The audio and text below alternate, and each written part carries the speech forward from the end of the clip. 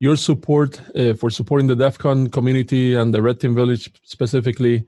We're looking forward to your presentation, so take it away. Thank you so much, Omar, for introducing and having me here. Let me just share the screen and confirm. Yeah, can you see the screen? Yes, you're all set. Awesome, perfect. Thank you, everyone, for joining me. And first of all, to just give some context, thank you so much, DEF CON Red Team Village, especially in these pandemic times, to make it virtual and people can enjoy these talks without any physical intervention. And this talk is about the Kubernetes code. So, disclaimer: basically, today's we will not see any slides. Basically, and it's mostly everything is in online. You can play along with me, or if you can go back and try yourself, you can go ahead and try as well. So there will be no slides, mostly live demos and the hands-on exercises. Cool. So this talk is primarily focusing on introducing a project recently I have created called Kubernetes Code, which is this is at in github.madhuakula Kubernetes Code. This project was mainly intentionally vulnerable application, which is to basically try and teach participants or like anyone come to the new to Kubernetes to understand how you can assess these Kubernetes clusters and find vulnerabilities so that you can go back and try it out in your organizations or day-to-day pen tests which you find are at team exercises, right? So I have presented at some of the places, and also I have created a playground. If you wanted to right now, try it in your browser and follow along, right? So a little bit about me. Myself, Madhu Akula. I work at currently Zibia as a cloud native security specialist. And I have been speaking and training at a bunch of conferences around the world like DEF CON, Black Hat, Usenix, Aurelia, and some of them. And I'm fortunate to find some of the vulnerabilities long back using my research in some of the organizations like Microsoft, LinkedIn, Google, and some of them.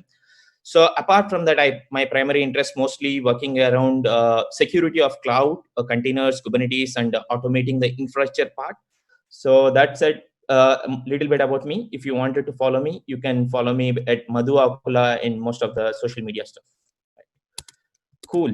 Let's get into what exactly is this Kubernetes code and what we are trying to learn like within this next 1 hour, right?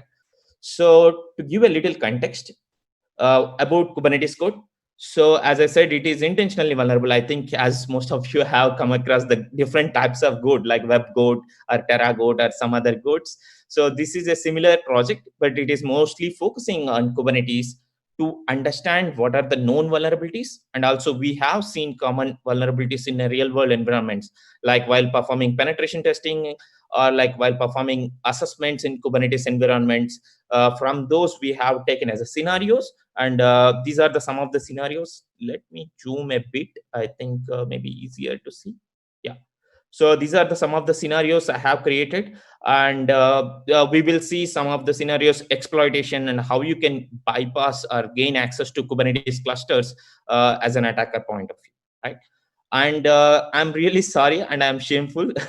I said I'll keep update this slides or the documentation, and also I have been working on the defense part also. Hopefully this month we will see them coming away. This part I'm gonna skip.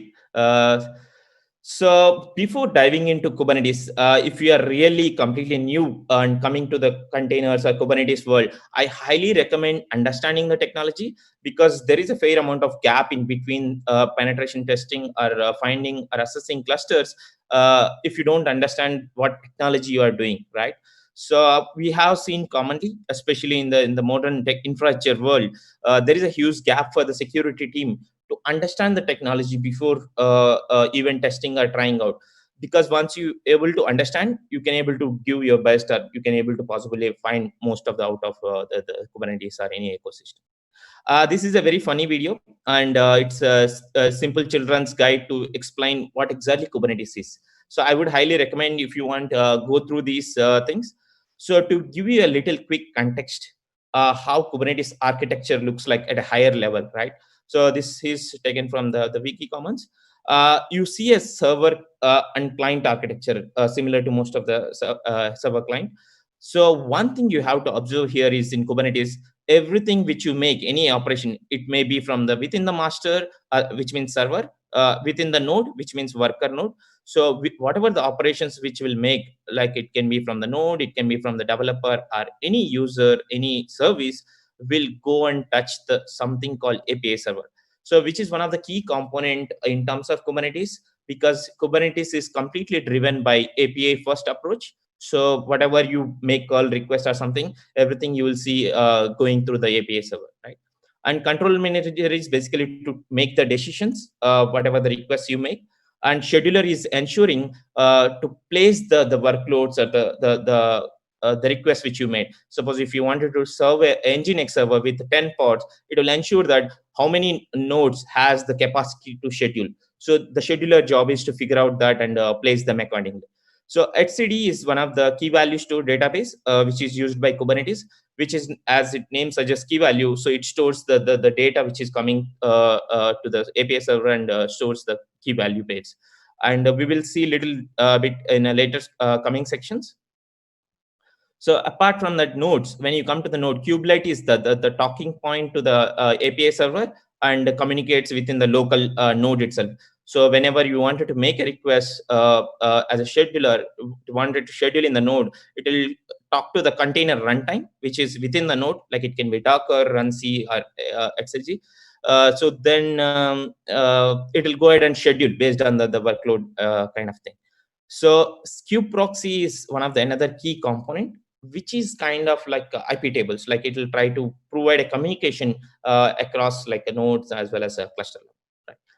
So let's go ahead and a little bit go deep, but I would highly recommend you practice the Kubernetes before you diving into the assessments or security testing, right? So here are some of the references I have curated. These are pretty hands-on, like if you wanted to try, so you can go ahead and try as a like a literally playground, and also specific objects if you stuck while testing, you can click and understand what exactly it is. So these references I think it would be definitely helpful to try. Cool.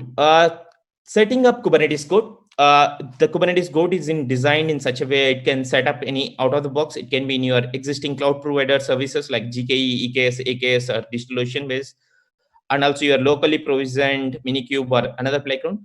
To make easy of setup for the people to try out and learn, I have created something called Katacoda Playground. If you just go ahead and click this, it will open up a playground for you, which is completely free and online. So you don't need anything to be done. I think you have to register first time. So then you can get the complete setup here for you to practice and learn. Let me put it in a presentation mode so that you can see a little better. Yep. Cool. So I'll walk you through how you can set this up and practice. And if you wanted to follow along with me, you can follow this guide at madhuakula.com/Kubernetes code. This is the URL, right? Cool. And if you wanted to set up your own, you can just follow this the documentation. Basically, you need to have a working Kubernetes cluster setup with admin access, and also you need a Helm version 2. Because in one of the scenario, we will try to focus on how you can exploit the existing vulnerability in the older version of Helm. Right. So that's it. So if you wanted to set up your own, let's go ahead and do that as well. So if you have your own set cluster, you clone the repository, which is the Git clone of the Kubernetes code, and then you can go ahead and set up the Kubernetes code. Right. So it checks if Kubernetes kubectl is available, Helm 2 is available in your path, and it will go ahead and deploy the tiller, which is the server-side component of the Helm, and a bunch of vulnerable services, which will be used as practice to exploit or try practicing Kubernetes security assessments. Right. So if you are someone following the Katacoda live, you can use this playground, which is completely free and online. You can go ahead and do the same thing in the playground as well. So the playground is designed in such a way you can go ahead and see here only the guide in the specific tab, and also you can browse those ports and other stuff within the browser itself. Even in your mobile, also you can try this. Right? So it takes a while to set up the entire Kubernetes code platform. I think it's almost done. So it creates bunch of vulnerable scenarios which I have pre-created. You can go through the code and you can able to see what exactly it is trying to do if you wanted to look at it. Right. So this is nothing but it checks if kubectl is existing or helm 2 existing, and it sets a bunch of AMLs, like, which is nothing but deployments in the cluster. Cool. Now we have the cluster up and running, and we have Kubernetes code setup. So what's next, right? So I think looks like here also it is done. Ensure you check all the pods are running. You can go ahead and run kubectl get pods. It is currently container creating, which means it's starting. It takes a while to set up the, depends on the where you are running the Kubernetes cluster, right? So let me go ahead and do this as well here, kubectl get pods. I hope you people can see the screen. I think let me zoom a little bit as well. Cool. So you can see bunch of them, most of the pods are created. I think just only one pod is waiting to get created. That's awesome. Now you can see all pods are running, and I think this is intentional. This is a job and get complete. So if you see the status, basically your entire Kubernetes code is set up and running. So now it's time to hack and get into the cluster, right? Cool. That's where we go back and refer to the documentation. So if you look at the scenarios, so there are a bunch of scenarios we have created, as I said. So for the time being, for the entire today's presentation, we will not be able to look at all of those scenarios, but definitely we will be looking at some of the primary scenarios, which might be interesting and fun to try out. And I would highly recommend go back and try out yourself and check out more other scenarios as well, right? And in some cases, especially not all of them scenarios, but in some scenarios, I try to create a flag in this format, KTS go dash go, and the MD5 is basically it's a number of 32 characters, I think. Then if you reach this kind of flag, basically it means end of the scenarios. But it may not be found in for all the scenarios, but I try to keep for certain scenarios to reduce the effort of like going and beyond post exploitation. Cool. So let's go ahead and start with the scenario one, sensitive keys in Codebase. So I would recommend before doing that, I think if you are setting up locally or in the same place, all pods are running, make sure you run bash access Kubernetes code. What it does is basically it port forward all the pods or services into your local system so that you can access locally without even exposing to the world, which is internet, right? So now if you go ahead and click this, basically you can see the homepage, like which is the Kubernetes code homepage, right? So this is where you can see Kubernetes code is running. You can follow the guide here. And also if you want to check out each scenario, the scenarios are here. So let's get started with the first scenario, which we will look at. One of them is called sensitive keys in code bases. So the Kubernetes code is designed in such a way, if you wanted to practice as an attacker or learner, you can go ahead and try this scenario by clicking here and starting with attacking. Or if you are someone who wanted to learn and practice yourself and follow some kind of guide, we have created the documentation. The solutions will be here in the same guide where for each scenario, like you can follow them as well here if you stuck somewhere, right? And some scenarios we try to create two different methodologies. It can be attacked in different ways. So we try to document in the same way. So if you see here, let's go back and read a little bit about the scenario. Developers tend to commit sensitive information to version control systems. As we are moving towards CI/CD and GitOps systems, we tend to forget identifying sensitive information in code and commits. Let's see what if we can find something cool here, right? So by looking at, you can see that some kind of vulnerability or some kind of mistake has happened. Now, as you can read this is version control using Git. So what I can do is I can try as .git, and you can see the default file in the Git will be config. Now you can see that there is a bare repository hanging there, right? And by the way, these vulnerabilities which you see, I was showing like in the web vulnerabilities, these are just an entry points into getting into the cluster. In real world, it may not be the same vulnerabilities you find. Maybe there is a different approach you find to get it here, right? That's the thing. So now I can see that there is a git config. Let's go ahead and see how I can clone this repository locally so that I can understand this code base better, right? So if you want to start, basically you can go back and follow this repository here. So there is a tool called Git Dumper. It can be any other tool as well. I just take an example. So you can try this tool by running Python 3 git dumper localhost and save it like this. Maybe I think I have configured here. Cool. Git dumper. So what I'm trying to do is I'm cloning the localhost 1230.git folder into local system. So what it is trying is it is going to fetch all the their repository and clone it locally, right? So now if you go here, kts code git. So that is the git repository which we have. So if you see here, we can see there is a Golang bunch of files, main.co, and a bunch of custom code, right? And also you can see git the folder. So you can also look for what are the old commits which are happened, right? As developers sometimes make mistake. By the way, this scenario is not only focused towards containers or Kubernetes. In general world, we have seen these kind of mistakes in most of the modern software development, especially in cloud deployments or any internal deployments as well, right? So I can see some of the bunch of commits. As you attacker, you can go and check manually, like git checkout to specific the log or check commit, and also you can see. Oh, you can see an interesting file called env, right? So there you go. So you can see there is the access key and secret key for the AWS has mistakenly committed, and you can also see there is the KTS good flag is there. So basically, this means that you have reached the end of this scenario. But in real world, you can use this AWS access key, secret key, and get the session token, and you can do post exploitation and go along beyond. So these scenarios are just we have taken from what we see in real world as a pen testing engagement, and some of them are like in a common scenarios which we see in real world, right? So this may not be possible, and this may be possible in different use cases. So feel free to give it a try and understand what exactly we are trying to achieve here.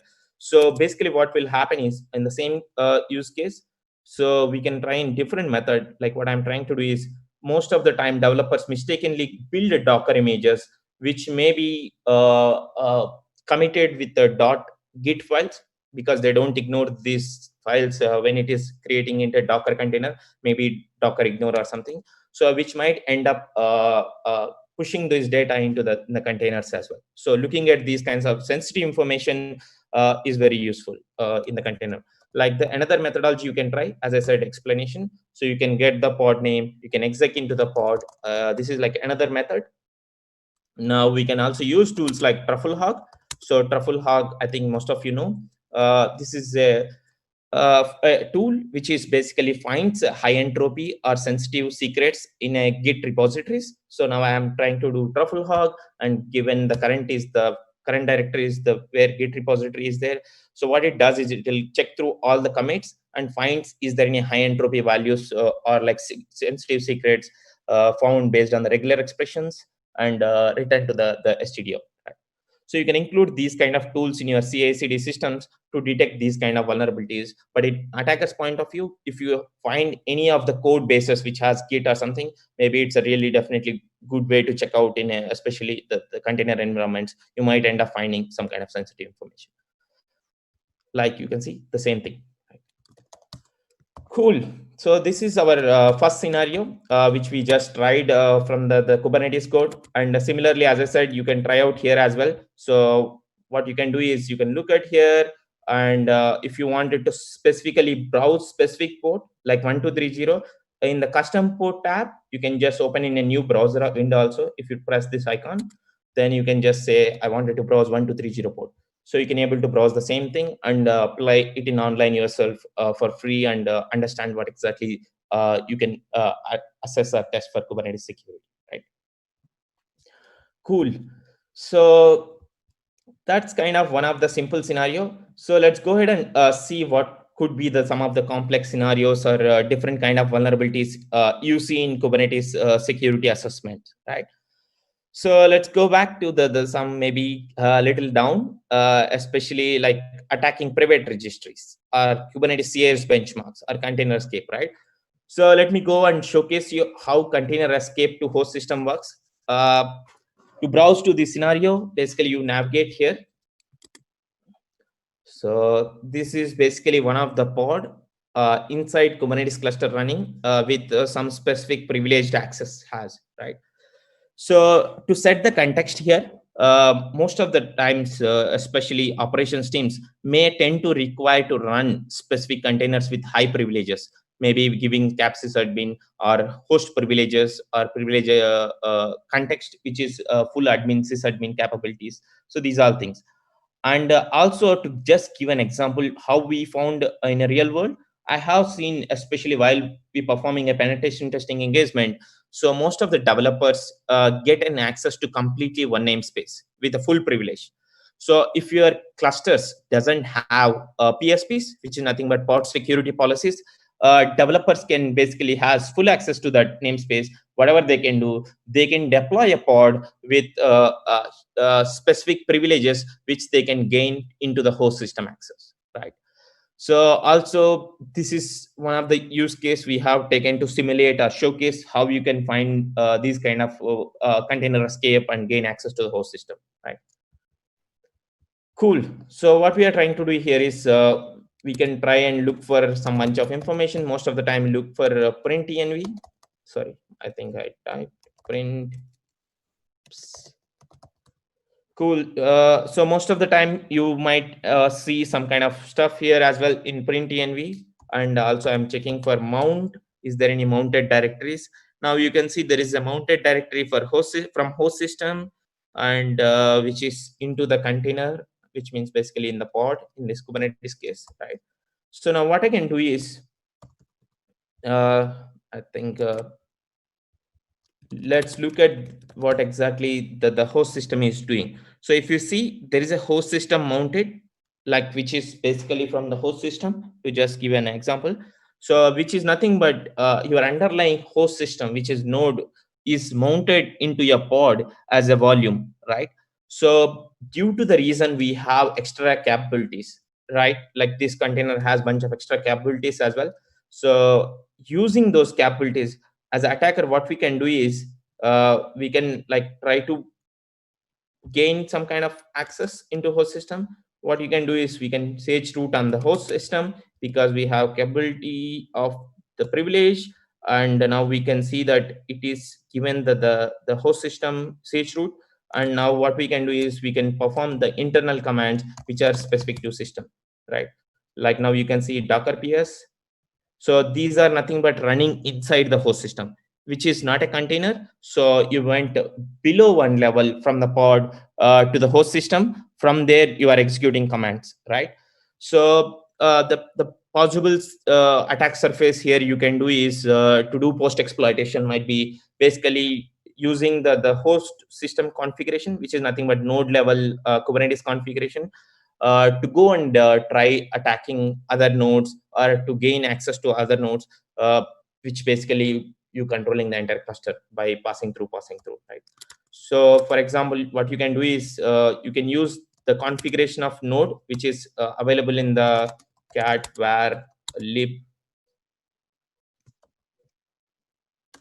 Let me do cat var lib. So you can use the configuration of cat var lib kubectl, which has the node level configuration. So you can use that configuration and perform the Kubernetes commands, which is not only available for the existing namespace specific, it can also perform at the node level, whatever the node has the service account, you can able to do that level. To do that, for example, you can do this command. Oops. Yeah.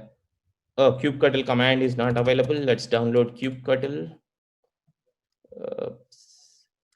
Let me download this kubectl here. It just takes some time. Hopefully it is faster. Yeah.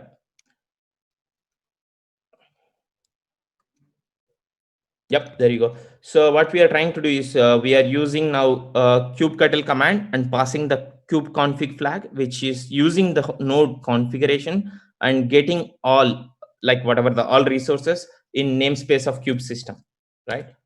Oops, I'm trying the same thing again.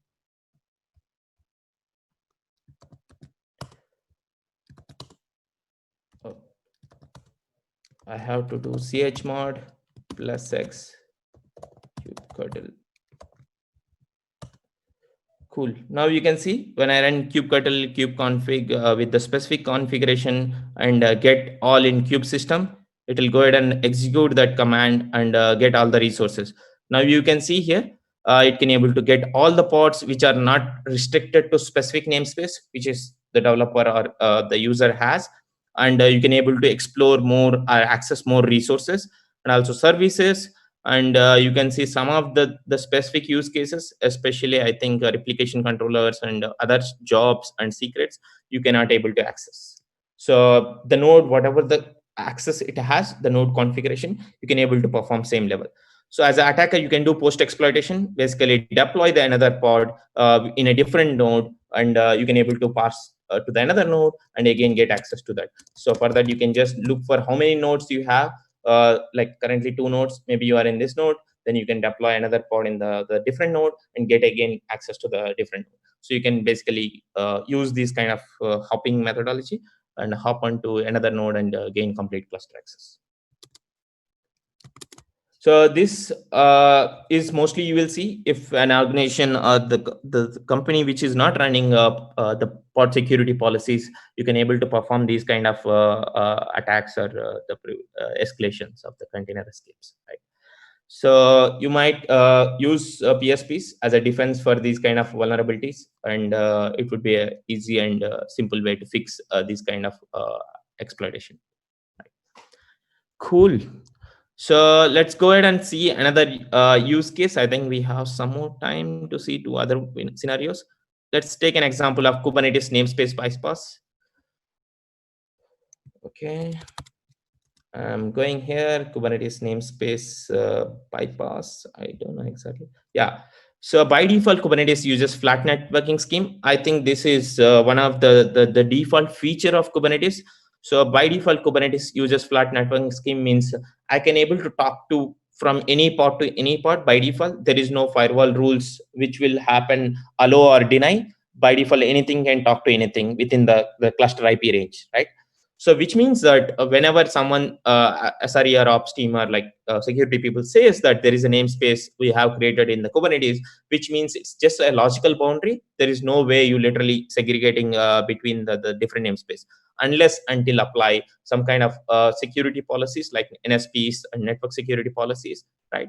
So if you are testing a Kubernetes clusters where there was no NSPs and there was no restrictions between the namespace, as an attacker, you can able to talk to other namespaces and other services within the cluster by using a standard network security tools like which we use day to day, like Nmap or the like Zmap or bunch of tools, right? So to just get started with the scenario, I have created something, an example.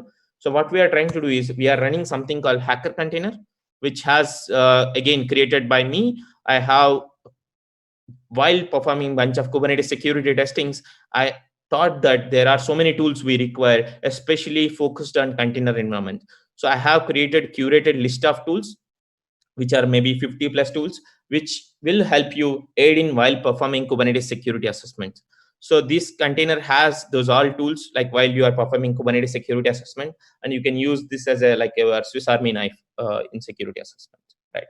And I have seen this has been very valuable while performing assessment. So definitely I'll try to create some kind of documentation out of it. Maybe hopefully you can go back and try out different use cases with the Hacker Container. I think it's going and deploying there, and cool. So we got a shell. So what we are doing is we are inside a pod in one of the default namespace. Like if you wanted to just see, let's go ahead and run some command called kubectl get pods. Now you can see Hacker Container, which is running in a default namespace. And let's go ahead and see what else we can do from the shell, right? So as attacker, you are in one of the pod and you don't know what else you can do from there, right? So as I said, Hacker Container has a bunch of tools like Docker Bench Security, Kubebench, Linus, and a bunch of other tools. So one interesting thing you can do especially is looking for the entire cluster range. As I said, by default, Kubernetes uses flat networking scheme. You can look at the entire cluster range, right? So you can do IP route. You can see this is using 10./8 network range. And also you can look for what is the current IP address and 10.0.0.12. So you can scan the entire network and identify services. So one thing I can confirm, I can assure is most of the times internally within the cluster as a microservices or services which are running, many of the developers or operations teams tend to forget or assume that it is only exposed to internal networks. They will never use authentications or authorizations, and you might end up seeing some kind of bypasses which is exposed internally itself, especially Mongo services, Elasticsearch instances, and also even some microservices, because the API gateway terminates at the ingress level, which means before exposing into the world, like using load balancers, they will terminate at the ingress level. So you might end up seeing some kind of services, especially the application services, also don't have authentication authorization checks within the clusters, right? So this is a really great place to explore and do as much recon you can do, and you can gain as much as sensitive information or services access.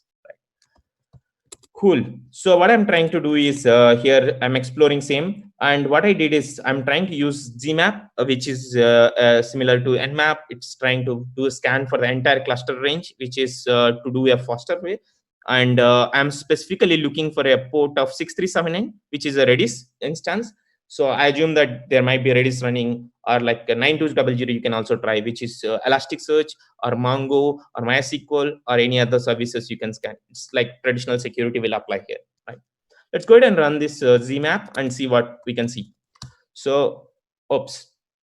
Okay, so we have to have enable the internal network range allow within this list. Let's go ahead and do that. Let's comment this and run again. Sorry. Oh, okay. You have to do another thing, which is specify the gateway where this GMap is starting. Let's go ahead and do that as well. F1G capital. Okay. And what is the gateway? Yeah, this is the MAC address. Cool. So, yeah. So what it is doing, it is trying to scan the entire cluster range for the specific port 6379 and results the output if any of the IP is running, or service is running, or pod is running with the specific port open, it will save into the results.csv. It take a while. I think it's pretty fast, but in this case, but this will take some more time to go through and scan it. But as I said, in general, we have seen in real world a lot of services running, especially Elasticsearch instances, where you can look for without authentication, and where you can gain access to indices and log information, especially audit logs and sensitive information, and also Mongo instances without any authentication, or also the microservices, right? So this is a pretty gold mine if you are inside a pod and without NSPs, network security policies applied within the cluster, right? Cool. So this will take a while. I think 76% and all stuff. Yeah, as I said, similarly, you can try out those vulnerabilities here and follow the guide if you wanted to do as well. And I think it's a simple way to try out this entire Katacoda environment within the browser. You don't need to set up the entire the cluster itself locally. And also, once you are done, you can just quit the browser. It's all done. Like, you don't need to clean up the entire environment or setup. And another disclaimer, I think I forgot to mention in the beginning: do not try to run or set up this Kubernetes code in your production environments or in your office, because it has intentionally vulnerabilities introduced due to the application flaws or something. It is a vulnerable application which may have gain access to your production or wherever you run these environments. And at least I try to take care using exposing the ports within to the local host, but it's highly not recommended to run in production environments. Cool.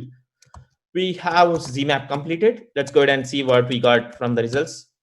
You can see that there is the IP which has 6379 port is exposed within the cluster, and let's go ahead and see what we can get out of it.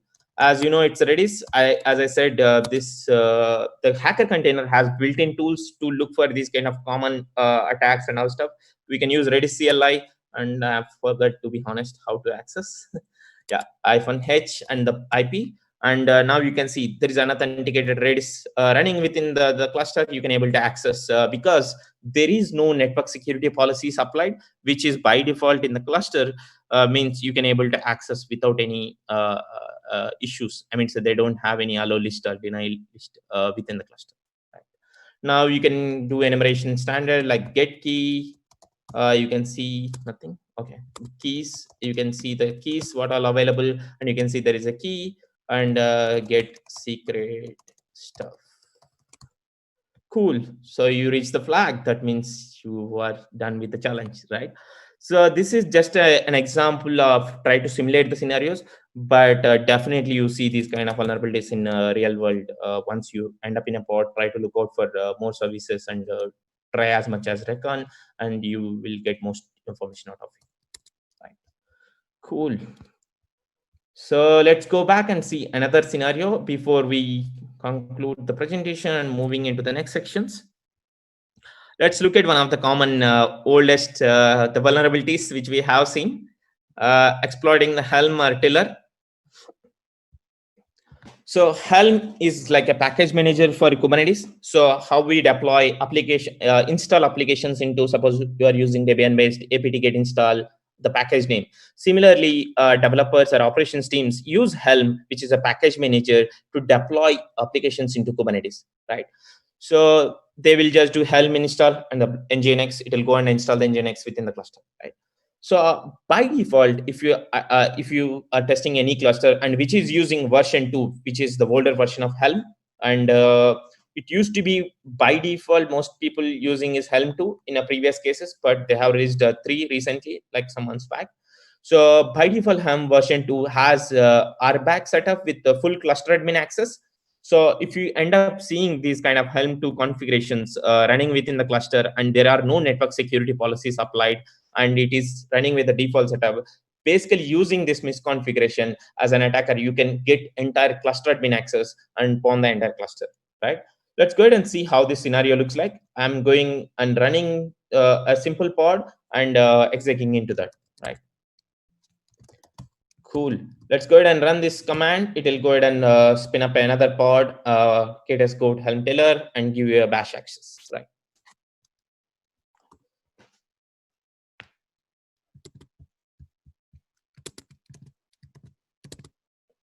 Yep. So now we are inside a pod, and we assume that this cluster has Helm installed, and we wanted to see how we can exploit this kind of vulnerability in a real world environment, right? So let's go back to our documentation, right? So by default, in Kubernetes, there is a schema which they follow to access or basically it's like a DNS. Similarly, how they use in the Kubernetes. So this is nothing but a service name. This is the namespace, and they use either a service name and namespace and a cluster.local. So this is how the structure which is followed, right? So by default, if you have installed the Helm, which is Tiller, is get deployed in version 2, which is nothing but a server side component of Helm. Helm is the client side version where you do Helm install or something. So the Tiller is the server side component which has a full cluster admin access, right? So now we are doing Tiller deploy is the service name, and it is by default deploys in a kube system. So I'm trying to look for kube system, and I'm checking telnet and see if this port is able to access from the current port. So this is the default port, which is in a by default configurations exposed to 0.0.0, which means if you are in any one of the pod within the cluster, you can able to access the Tiller deployment service, right? You can see, looks like you can able to access the Tiller. So which means you can able to talk to the Tiller deployment service because there were no NSPs, and by default it is exposed to 0.0.0, which is within the cluster, right? And let's see what we can do. So I have also installed Helm within this same container to talk to the Helm. So in the Helm version 2, you can specify the -- host flag, which means you can specify which Tiller service you wanted to talk to. Now we know the Tiller service name as well as the DNS basically, and we are specifying talk to this host and perform these operations, right? Let's go ahead and run this command. Yeah. I'm trying to run Helm command and specifying the specific service and the port, and I'm just running Helm version command, right? Now you can see the client version, which is Helm, is 2.16.7, and the server version, which is Tiller, is 2.16.9. So I can able to talk to the Helm service, and I can also see what all charts deployed, Helm charts, right? Helm LS, like you can see metadata DB is deployed. So you can create your own chart and deploy as well, right? So what we have done is, as an attacker, simply to showcase the complexity or what you can do as an attacker, let's go ahead and run a simple command. By default, Kubernetes stores has a service account, which is stored in var lib service secret.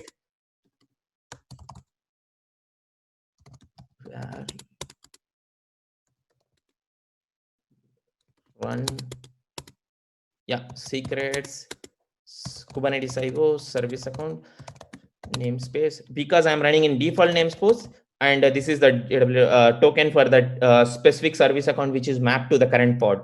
So what I'm trying to do now here is we have created a Helm chart, which is spawn chart, and this I have taken from the Bitnami repository research, and I have given the reference here.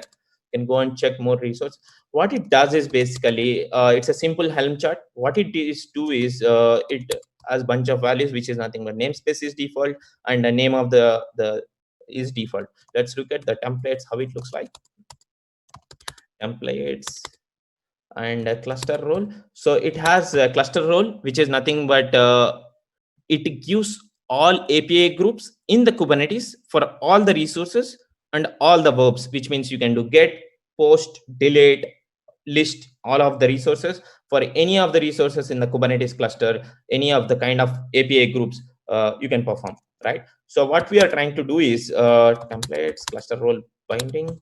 So we are trying to bind this cluster role, which is enter across the cluster to the service account, which is taken, if you've seen, which is namespace is default, because we are in this pod is currently running in the default namespace, and the service account is default, because you see here it's the service account is default when you do /var run secret service account. So what we are trying to do is we are creating a new cluster role which gives full cluster access to perform anything on all resources, and binding that cluster role to the default service account. So now, as you can't get the secrets or any operations within the cluster using the default account, once we deploy this Helm chart, you can do anything as a cluster admin, right? Let's go ahead and run this, deploy this Helm chart. So we are trying to do Helm, and we are using the same Tiller configuration and deploying the pawn chart, right? Let's go ahead and run. So it went ahead and deployed the pawn chart because Helm has the capability to talk to the Tiller, and Tiller has the full cluster admin access, so it can go ahead and deploy this chart. So now if you go ahead and run kubectl get secrets, you can able to get the secrets of the entire Kubernetes here, right? So you can also get kubectl get pods. You can able to get all the pods and in all namespaces as well, right? So basically you are full cluster admin access, because currently whatever the service account which is there in our pod, because due to the reason we have created a cluster role, this cluster admin this pod has basically full cluster admin access, which can able to perform any kind of operations on all resources, right?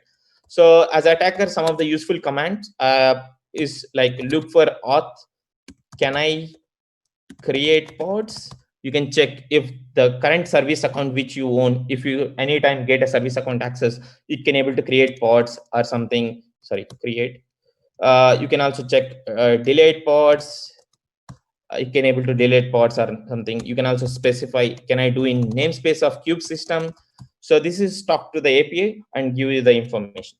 So this command is pretty useful. If you got a service account and you wanted to see what kind of privilege it has, you can make these calls, right?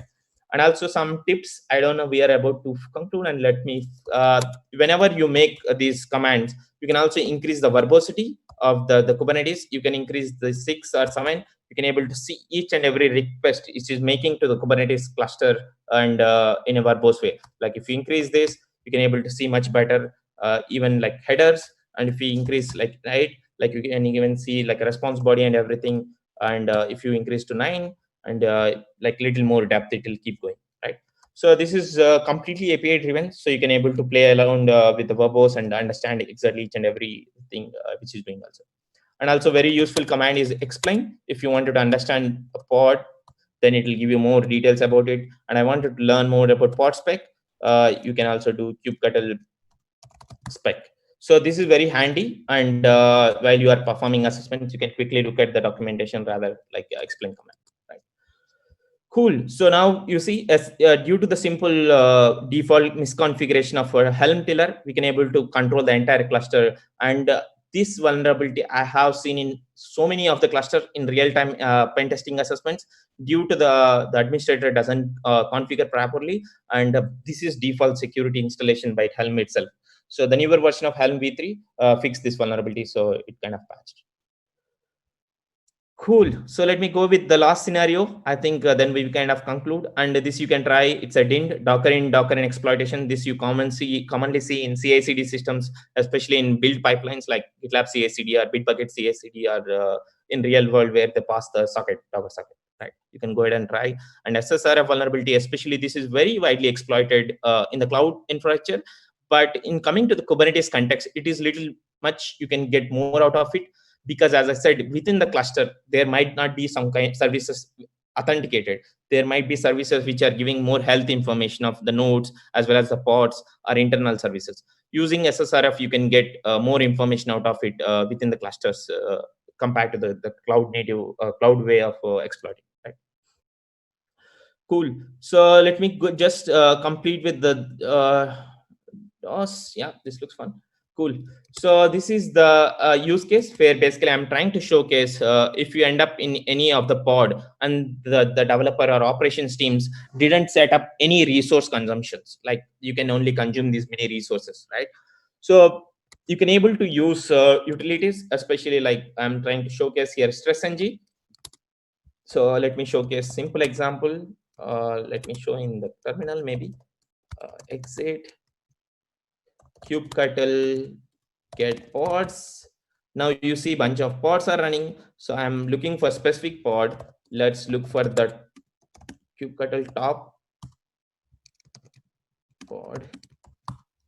So when you do top, it's basically system like top command. It shows how much CPU resources and memory resources it is using. And if any of the deployment or manifest which doesn't have specifically resource limit setup, and the cluster is deployed in like cloud infrastructure, like which has auto scaling enabled. If you hit this limit, it will go and scale up a new node, or it deploys like some more nodes into the cluster, right?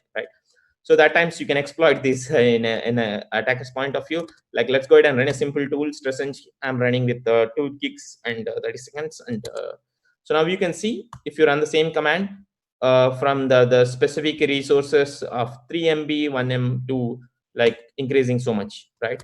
I think it's just taking some time. Let's keep looking.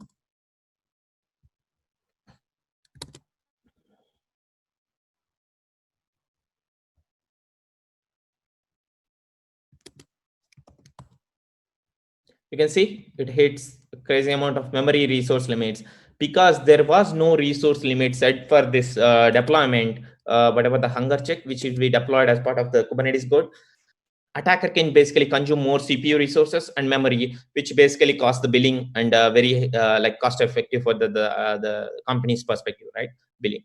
And due to the reason, the most of the modern infrastructure is set up in such a way which is auto scalable and like scalable based on the certain parameters.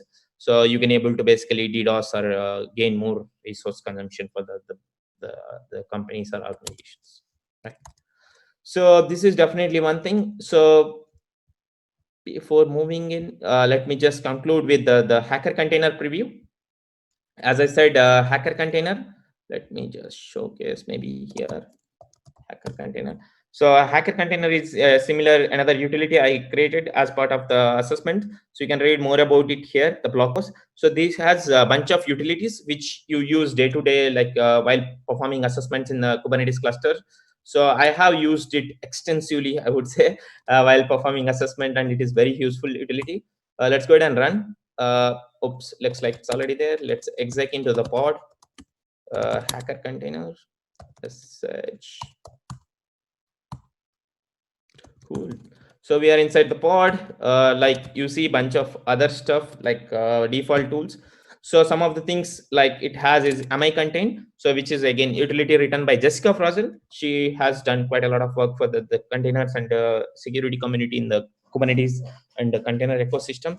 So what it does is it will try to identify what container runtime you are using, and do you have shared namespaces from the host system like PID user namespace, or is there any AppArmor or SecComp profile applied to the container to restrict certain capabilities, and is there what all capabilities allowed currently, system calls allowed, and it kind of a container introspection tool, so which will help you to perform while in attacks and security assessments. It's not only, I think, specific to the containers or Kubernetes. Generally, it's a pretty useful tool to try out, right? So you can also do the same thing with proc self cgroup, maybe. Yeah, cool. So you can see this is basically trying to figure out kube ports, and you can also do capsh print. So it will look for the what all capabilities are there, and similarly. So this is kind of pretty useful tool, the hacker container, and also it has Nikto and a bunch of other use cases. I think maybe I try to not document it here, so I'm going to try to see what can I kind of create out of it, and how I use in day to day while exploiting. And some use cases I would say is very useful is running benchmarks. If you are inside clusters and you wanted to just get a glance of view what kind of vulnerabilities possibly there within the Kubernetes clusters, both in terms of container runtime as well as a cluster level. You can run these CAS benchmarks. Like one is you can just go ahead and run this command. Let's go ahead and run. Yep. So what it does is I have created something called daemon set, which means each node, how many ever nodes you have in the cluster, will get one pod running in all the nodes. That is called daemon set in Kubernetes. Let's go ahead and get the nodes. So you can see 2 nodes are available. Now you should be able to see 2 pods running in the Docker bench, because there are 2 nodes, because we are running a daemon set, right? So you can see 2 pods running. So let's go ahead and exec into one of the pod and see what we can do with the Docker bench security, right? So Docker bench security, I'm execing into the pod. Now you can see Docker bench security. Now you can go ahead and run Docker bench security.sh. This is also part of a hacker container. You can go ahead and run this. So the way I have set it up, the scenario manifest is, if you can see here, I have created the Docker bench security in such a way it accesses the host PID IPC network as well as a bunch of volumes, and it also had extra capability called audit control, so that you can access and talk to your underlying Docker container runtime, and you can perform benchmark analysis on possible security issues, right? So this is a pretty simple utility. Just go ahead and run this. Once you are inside cluster, then you will get at least high level posture, and use the whatever the found vulnerabilities or the checks as attack paths, or you can use those while you are doing assessments or post exploitation, right? Once you are inside a node, maybe you can use some kind of vulnerability which is detected here to do some kind of post exploitation, right? So you can see it does a bunch of checks, like host level configuration checks, and specific to like Docker daemon or like directories, and daemon configuration, and as well as the files which is specific to the container runtime, here in this case Docker, and also container images, whether container running with a root privilege, or it has any extra capability set, or it doesn't have any SecComp or AppArmor profiles, these kind of things, right? Similarly, you can go ahead and run the kube bench as well. So you can go ahead and run this kube bench like this. Let me go ahead and run here only, I think. Oops, it's kind of taking quite a lot of time. Let me go back. So you can see kube bench I have run. You can give it pods. The kube bench is running here. You can get the logs -f and the bench. So it will show. You can see there are 12 checks passed, 9 checks failed, and 2 checks warning. So you can see what all the vulnerabilities possibly there in this Kubernetes cluster, and what would be the remediations. So you can use these vulnerabilities maybe to do further exploitation and understand what you can do, right? So these tools are very useful just to get a glance of it. And there are a bunch of utilities out there as well, like Kube Hunter and KubeSec Audit, and the different Golang tool written by different researchers. And I'll try to document and put it in the same scenarios. Hopefully you can go back and try out yourself, right? Cool. So there are a bunch of other scenarios. Due to the time constraint, I couldn't complete or showcase you, but feel free to go and check out the Kubernetes Goat project. and you should be able to get and follow using the playground of that Katacoda, right? And if you have set it up in your own environment, like in our case, right, my case, so you can go ahead and tear down the cluster. Basically, it will try to delete possibly resources which I have created as part of the Kubernetes code deployment. But I highly recommend you delete the cluster to just ensure cleanup of the entire environment, right? And I have also showcased and run using a tool called Chekovu to see what all possible vulnerabilities using a CI/CD as part of pipeline. So it found bunch of vulnerabilities in the deployments and other things which I have used as part of Kubernetes code as well. Right. Cool. So that's it pretty much about it. And I would highly recommend having your feedback and understand what exactly you want to look forward. And I'm really looking forward to building more and more scenarios, and also adding the defense scenario. I'm really building like most of the scenarios and making them in such a way that how you can practice for the CNC of Kubernetes certified Kubernetes security. So you can use this playground to practice and understand how most of the Kubernetes vulnerabilities you can assess and learn more about it. So feel free to get involved, and you can please feel free to provide the feedback and share with your colleagues, teammates, or your friends. I would really appreciate if you can share the feedback, and I would love to improve and work on it. And if you see any documentation or anything is need to be improved, please let me know by GitHub issues. And I'm trying to be pretty active, but in the past month I was a little busy, so I kind of work on this, working on defense scenarios as well. Hopefully we will be releasing this month for the defense scenarios to understand and fix the vulnerabilities which you have learned while practicing these attacks, and also more attacker scenarios as well, right? And with that, I think I'm pretty much done with the session. Thank you so much once again for having me, and really looking forward. Awesome. Thank you so much. It was an amazing presentation. I learned so much. And as a matter of fact, in Discord, there are a lot of people actually talking about your presentation. And once again, thank you for supporting the communities. Thank you for supporting the DEF CON Red Team Village. We're going to go in a little break, but we invite everybody that will have any further questions and so on to join the Discord channel, which is in the description of the